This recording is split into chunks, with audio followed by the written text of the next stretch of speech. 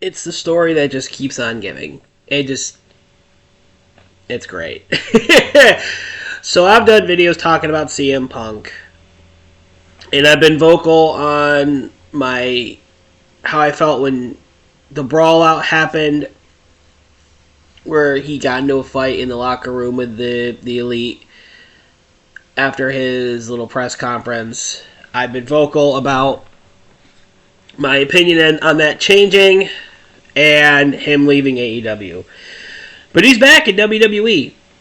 And there's a lot to get into, a lot to discuss. There's a lot of ins, a lot of outs, a lot of nuances. I feel that there's a lot to get into and a lot to say, and I have a lot of thoughts on this because, in all honesty, this isn't a clear-cut case of right and wrong by one person. There's many layers. So let's get into it real quick. Yes, he showed up at the very end of Survivor Series, and it was the true never say never moment, which was awesome. And then the leaks came of Seth Rollins, who was in front of the War Games cage, who was visibly upset, and he was giving the double bird and screaming at Punk, and a lot of people were thinking that it's a shoot, that he was doing this for real because he was that upset. There were reports that came out later that all 10 people who were involved in the War Games match knew that Punk was coming out at the end of the show. So that kind of brought a little bit of levity to this situation. But obviously people are upset. And I'd argue people have a right to be upset.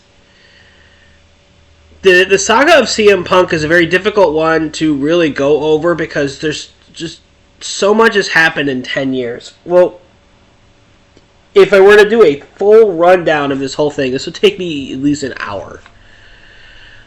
So I'm going to try and do the abridged version. This all started when he left the company in 2014. His official last match in 2014 in WWE was the Royal Rumble in that January.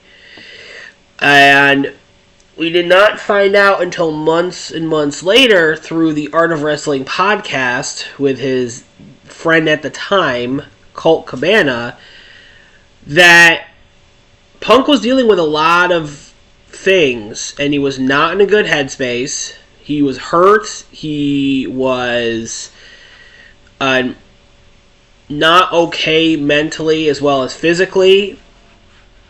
He was upset.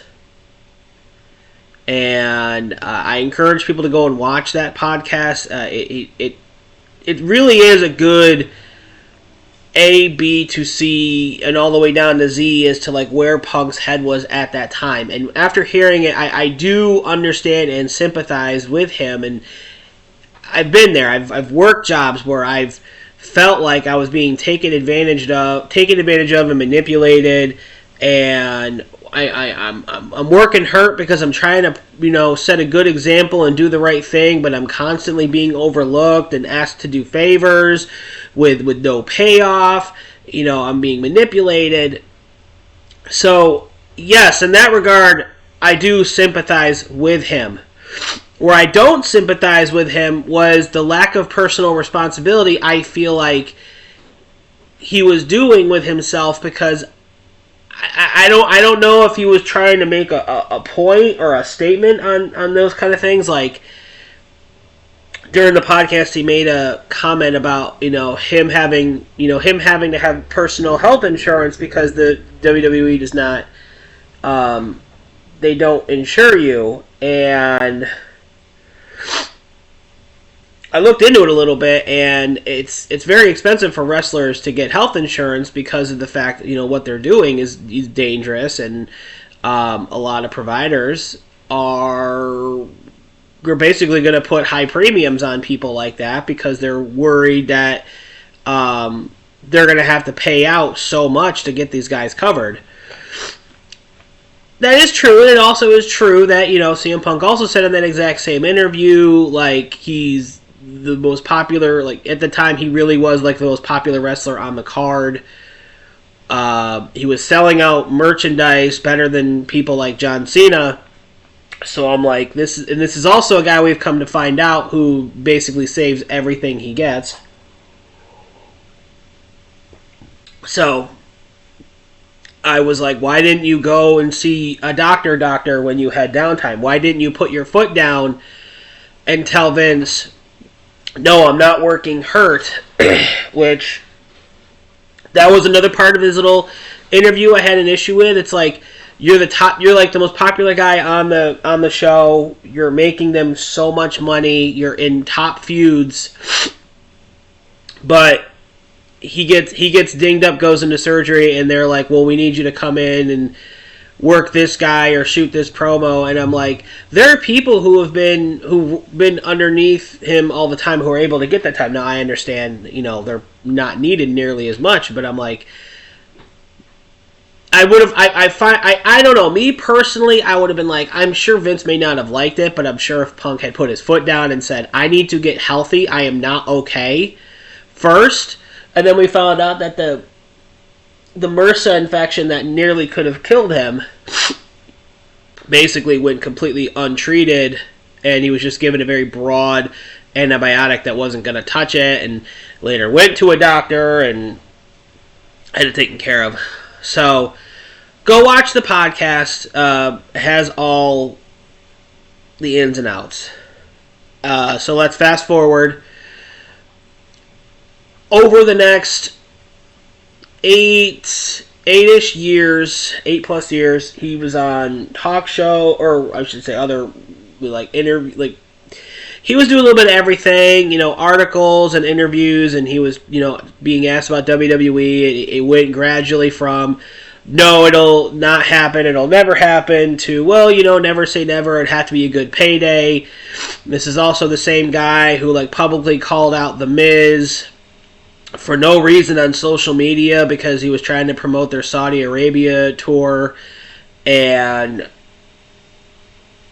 it wasn't until August, I believe, of 2021 where Punk showed up in AEW. He got into a few, like, easily boosting their numbers. And it wasn't until, I think it was feud number 4 with Hangman Page. That's when it started going downhill.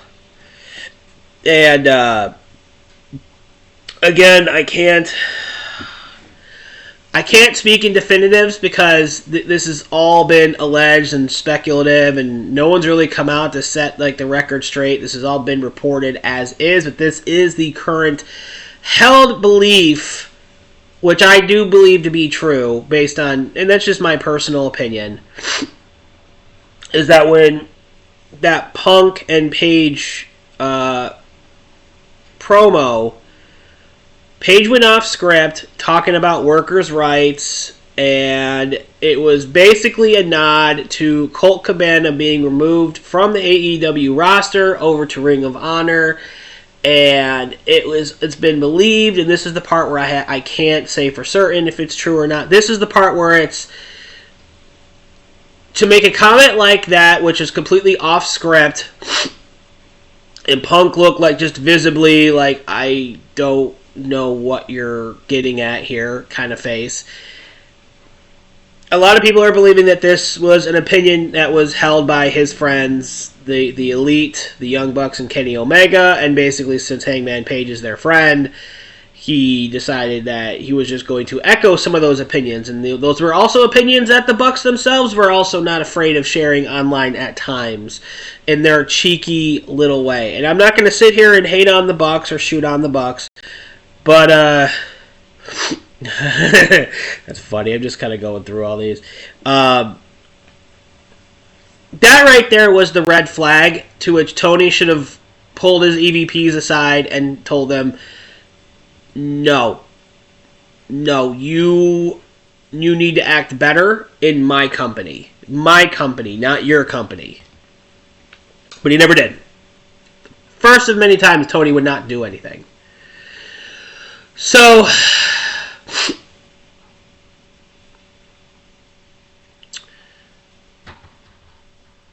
Punk ended up winning the title, and he came out sometime a little bit later, and he then shot on Paige, which he wasn't supposed to do because Paige wasn't in the building that night. And I'm like, 2 wrongs don't make a right, and considering that you did go over and win as champion, I'd argue it was doubly not necessary. Because the problem is like no one knew, the casual fan didn't know what was being said the first time out with Paige. Like it's definitely one of those things where it's like you need to be like in the locker room to understand it. And I guarantee you no one knew about it until the news started coming out about the backstage, environment. So I'd argue Hangman is protected in that sense to where he wasn't blatantly coming out and saying exactly what he was feeling. He was very cryptic about it. But Punk then shooting directly on Paige when he wasn't supposed to, well, he wasn't even in the arena that night. I'd argue, after winning the belt, I'd argue is not only, the way to do it, but it's also incredibly distasteful, especially as champion. So then he got into a feud with Moxley, and he hurt himself before going into that match, which they were using that as like fodder for Punk to get squashed in that match in under 3 minutes, which shocked everyone. They turned it around into an injury angle. There were reports that came out that the reason why they did that was because Mox wasn't going to job out to Punk in one match, and they were kind of playing into the whole foot angle. And if I'm John Moxley and I'm one of the people who are like the backbone of that company, yeah, I wouldn't want to be jobbed out right away either, especially to a guy who everyone knows was hurt and is now getting negative, press behind the scenes. So, but either way, that's neither here nor there. Mox didn't want to do a one and done, so they kind of turned it into a 2-match thing where Punk got like jobbed, got jobbed out, lost the title, came back a few weeks later, I want to say maybe more than that, and then had the big triumphant return match where he won, and then of course the infamous brawl out moment where at the press conference.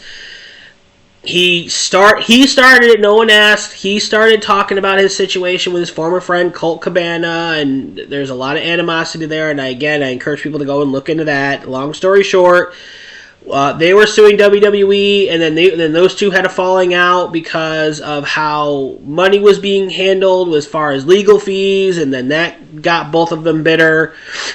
Punk claimed that he was trying to do everything in his power to make things right, but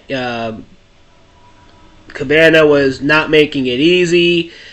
He then used an opportunity to vocally just go after all the EVPs and Hangman Page and call them nearly everything you can think of in the book.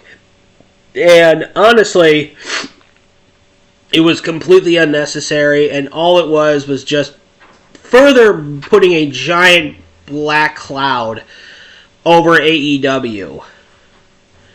So what happened shortly after was the EVPs, including AEW paralegals, went into Punk's locker room, and then a fight broke out, which many sources are saying Punk threw the first punch. Punk was also injured in his match with Moxley, tearing his tricep. So basically, the Elite got suspended. Punk was then shelved because of his injury, but they would also believe that he was suspended as well. Other wrestlers got suspended, partially, that some of them came back. Ace Steel, Punk's mentor and friend, he was straight up fired from the company. And it all went quiet for a while. It all went very, very quiet. So then AEW got their Saturday Night Show Collision, which we then found out that was going to be Punk's show. That was going to be the show he's on, so the Punk could have his show, and the Elite could have Dynamite. And Punk came back.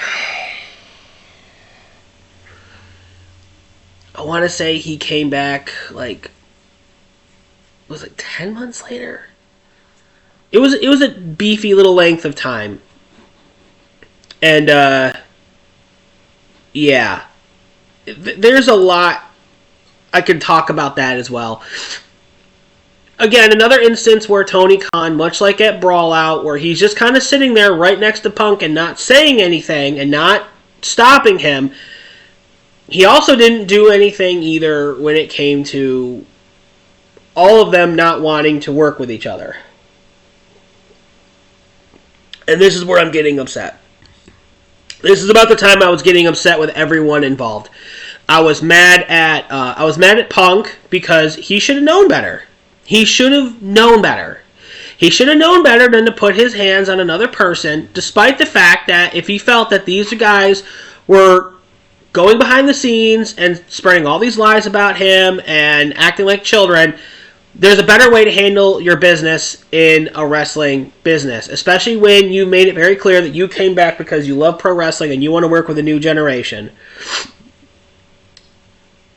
I'm mad at the Bucks I shouldn't say the Bucks, I want to say the Elite, but signs are pointing that it would be primarily the Bucks. They also love to just deal with things very tongue-in-cheek and make little quips and remarks on, if it's not on their Being the Elite YouTube show, it's in the ring, them making flubs to kind of mock the things that Punk has done in the ring. Like, during Punk and Page's match, Punk was trying to use the buckshot lariat, and when he came down after flipping over the rope, he buckled and went right to the mat and then had to recover and do the clothesline. And basically, one of the Jacksons imitated that move, except he just landed square on his butt. And that was that. And if it's not that, it's Omega copying the GTS while they're in a trios match, which Punk had absolutely nothing to do with. So it's like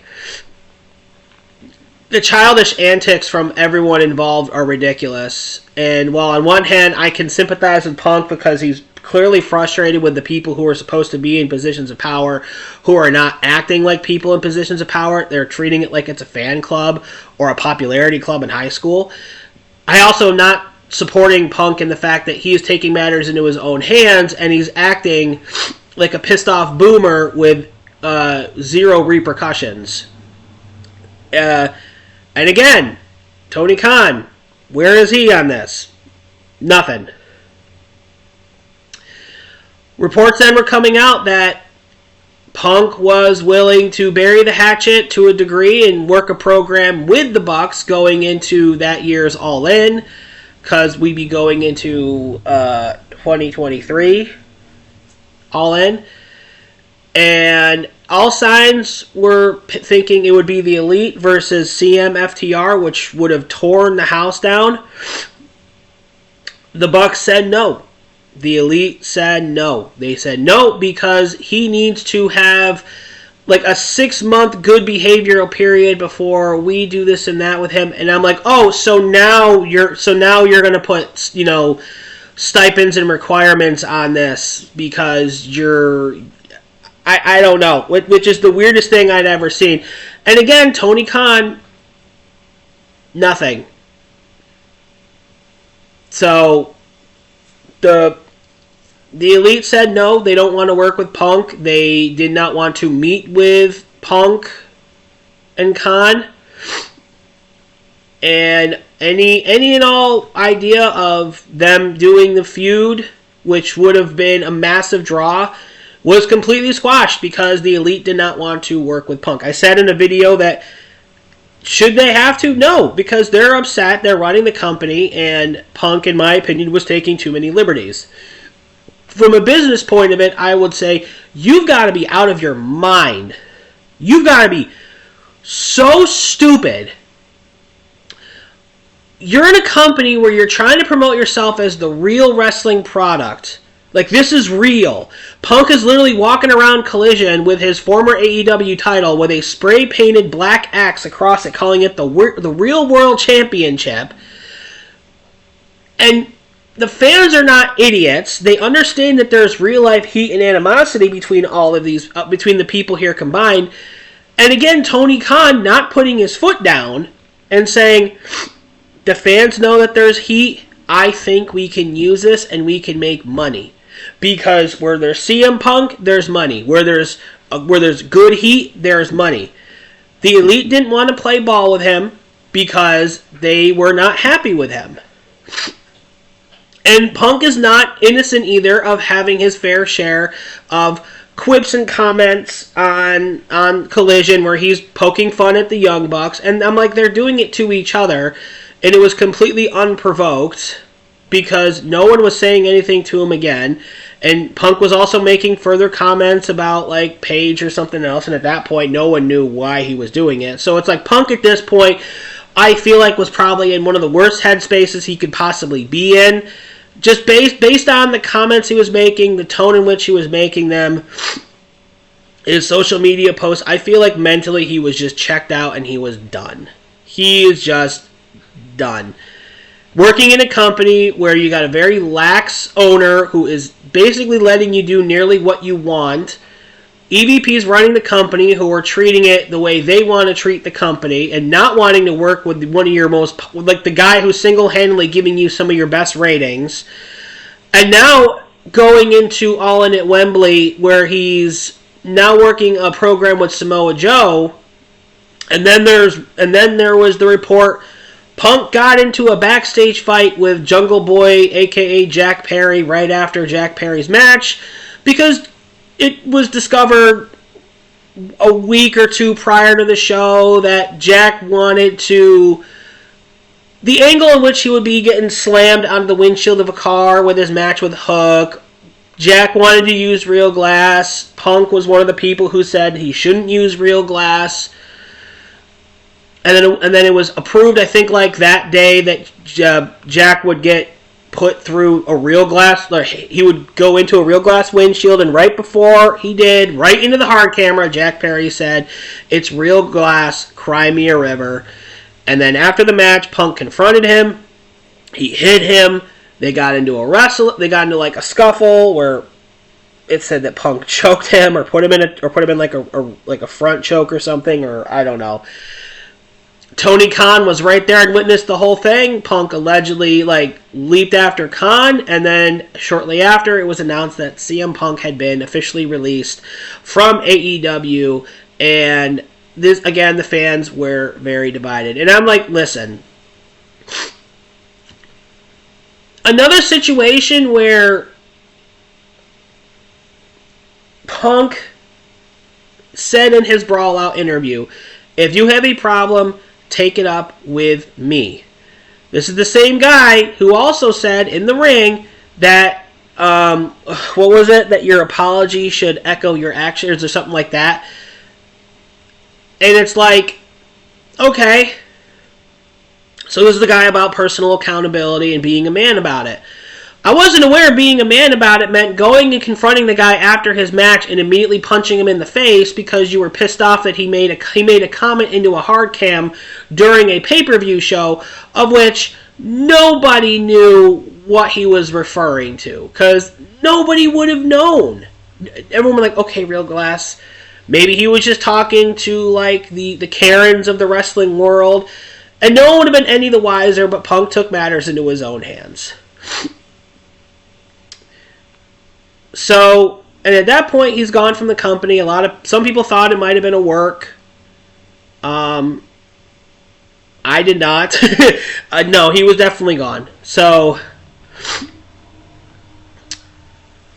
yeah, it was not good. And people were defending Punk based solely on the fact that it's Punk. And unfortunately, he got himself fired because he struck 2 AEW wrestlers, at least 2, in backstage brawls, and he was becoming a liability for the company. Some people will argue that he had every right to because of the current situation with AEW and the people who are provoking him. No. I disagree with that 100%. You do not have the right to put your hands on someone just because they're running their mouth. There's a way to go about it. I'd argue the one person in this whole situation who I'm probably the most upset with is Tony Khan for not sitting everyone down and telling them, like, guys, do you not see how much money and potential we can make? And he should have said, we're doing this feud going into Wembley, and if you don't like it, you don't have to come back to work. But this is what I want to do. And for as much as people want to hate on Vince McMahon because of he's you know, I do agree. Yes, he is completely lost touch with the fans. He's completely lost touch with reality. He did his own thing for years, and it's like I agree with all of that. But here's the thing. Vince McMahon still had control of his company, and he still demanded that people do their jobs in which he's paying them to do. Tony Khan, I feel like, is that kid who's living out his real-world fantasy of him having a ton of money and him owning a wrestling company, and now he gets to play fantasy booker with everyone, except for the fact that AEW has basically come out and said that they don't agree with storytelling in that regard, hence why no one is nearly as interested in AEW TV, because there's nothing connecting a lot of these matches. It's just matches. It's good wrestling, don't get me wrong, but if you cannot tell a story to go along with what's like with these wrestlers to get people involved and have them tune in and watch, then why should I care? Why should I be invested? Khan is the one I'm most upset with because he was the one who should have put his foot down from the beginning and said, we're going to turn this into a feud.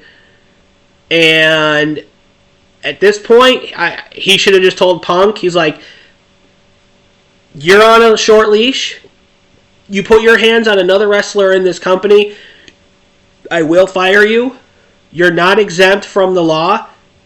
And I'm not going to have someone going around here and just striking people because you're pissed off with them. Not everything has to be handled with a fight. Not everything is like it was back in the 80s and beforehand. We can deal with this like adults and professional businessmen. And then I would have looked at the Elite and I would have been like, the constant poking the bear, tongue-in-cheek comments that you guys are doing in your matches, on your YouTube show, behind the scenes, we're done with that. No more running hit pieces on social media. Honestly, that's the big thing. He should have basically put gag orders on everyone to be like, no more of this on social media. If you guys want to post your own content, that's fine, but no more of this constant bickering back and forth on social media to the point where now everyone's pissed off at each other. Because apparently everyone has really thin skin as well. But he didn't do that. And we should have also told the AVPs, like, this is what I want to do. Because this is what's going to make money. Everyone knows that you all have beef with each other. Everyone knows there's real life anger involved. Let's turn this into a feud. Let's give the fans what they want. Let's have the big blow-off match at Wembley. You guys don't even have to shake hands. I don't care. I want to do it. And if you don't want to do it, then I'm basically just going to table all of you. Make an example of them. Be like, we're going to sell out, like, we're selling out Wembley, 80,000 plus fans. I would like you guys to be on the card. I'd like you guys to get your pay-per-view cut. But if you're not willing to work with me, I'll just leave you off the show. And you can all sit at home like children, being put in timeout. And although it doesn't help that there was that, Punk had to find his own. He had to use public transportation to get himself to Wembley because AEW didn't have that set up for him when he got there, which I'd argue could also potentially be another thing with the EVPs basically just another middle finger at him saying, well, he figured it out for himself, but there's no proof of that, but one can speculate.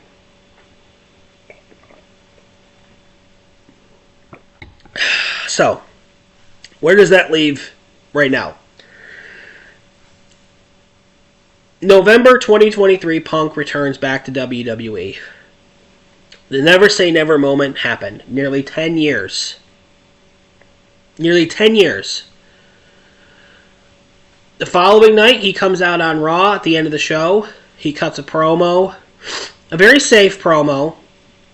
Nothing spectacular. He mentioned he's a changed man. He mentioned... he talked about how he came back and everyone in the locker room says they missed him, they love him, asking questions about him and his wife. And he said it felt like family, and he said that he is home. I feel that there is so much potential with this current returning storyline, and I feel like they're doing that now with Rollins. I'll talk about that in another video. Maybe Punk has changed his ways. Because 10 years is a long time. Vince is no longer calling the shots. It's now Triple H. Triple H is the one who I feel reached out to him and was like, hey, we're going to be in Chicago that night. I'd love to get you here. Get you back here. And I'm sure there was a lot of... It might have been very cathartic for Punk to be able to let go of all of that anger and resentment from years past, because he did have a lot of that towards Triple H. And I feel like since then, Triple H has done a lot of growing, and he's gained a lot of humility. Just based on everything that's gone on since then, him overseeing NXT, him having a nearly fatal injury that led into a cardiac problems, him now being in a position of power and authority on the main brand, I really do feel like Triple H as a person has changed. And I feel like we're seeing that in the product. I feel like there's more care and thought going into the product. I'm not saying all of the product is good, but I am saying it's very different than that hokey, cheesy, goofy, uber PG era that Vince he couldn't get enough of, I guess. And I feel like Punk to a certain degree does feel like he is back in a good place. I feel like in AEW it was too much like the Wild West, where it was people who've been in the business for too long calling their own shots. There not being nearly enough authority figures there to put their foot down and lead by example despite of how long you've been there. I mean, hell, even Undertaker respected Vince's authority. It's not like he abused his senior status with the company in order to basically do what he wanted to do. And I feel like in an environment to where he realizes that there is just as much protection as there is the people there who want to be there, who are being protected, who do care about each other, and I think that it can lead to a much healthier work environment for Punk, but time will tell, I'm sorry. And I do still have my reservations about things going catastrophically wrong. It's happened before. I'm sure it'll happen again. And right now we're going into what I consider to be a main event feud with Rollins leading into WrestleMania. And yeah, I see good potential here. I'm optimistic, but I'm also not naive to the point where I don't think that nothing is going to happen at all, but we will see. So I'm happy to see Punk back, but at the same time I'm also completely over the drama and the negativity. I really want this to work. I do think what's going on with Rollins and him is, I think they are taking legitimate beef with each other and turning it into a match, and that's why I have a lot more respect for someone like Rollins as opposed to the Bucks. Rollins has said in interviews before that he's not a huge fan of Punk. He doesn't like the guy for personal and professional reasons, but I'm sure that when they talked about it, they were like, well, let's turn this into a feud because Seth Rollins is also professional and he knows this will make money. He doesn't tuck his tail between his legs and cry like a little baby and run off and then refuse to talk to the guy afterwards because he doesn't want to have to deal with him and not want to work with him because his feelings are hurt. But no, he needs to be a good boy for 6 months and then we'll talk. And I'm like, no, you don't get to flex your authoritative position now because you don't want to work with the guy. I know, I can only go on what I've read and what I've seen and comments that are made. Just know that for now, let's just hope that we got good wrestling and good things ahead, because at the end of the day, it's the wrestling fans that are going to win if everyone works with each other and plays ball together. And for AEW's sake, I really do hope that this is a learning experience, because they literally lost one of the most biggest signings they had. And the fact that the Young Bucks can do a victory lap around the ring, which was on video after it being said that Punk was released from the company, and the ratings had continued to drop, is not something to cheer. And if I were an EVP for a company and I was losing money and attendance were falling down and they can't even fill arenas, the last thing that I would be doing is making cryptic "I told you so" comments and doing victory laps, because that just means your bruised ego is getting in the way of what reality is. And right now in AEW, aside from having a decent Thanksgiving week show, there's really nothing to get excited about. We're seeing some WCW era mistakes in that company as far as long-term booking and them having ticket sale issues. Like, they can't fill basic arenas. And if they can't fill basic arenas, then I say you need to switch to smaller venues. Or you need to start doing something better with your storytelling. Because no matter how many times you put Ric Flair on TV, you're not going to get people interested in the show. You got to set yourself apart.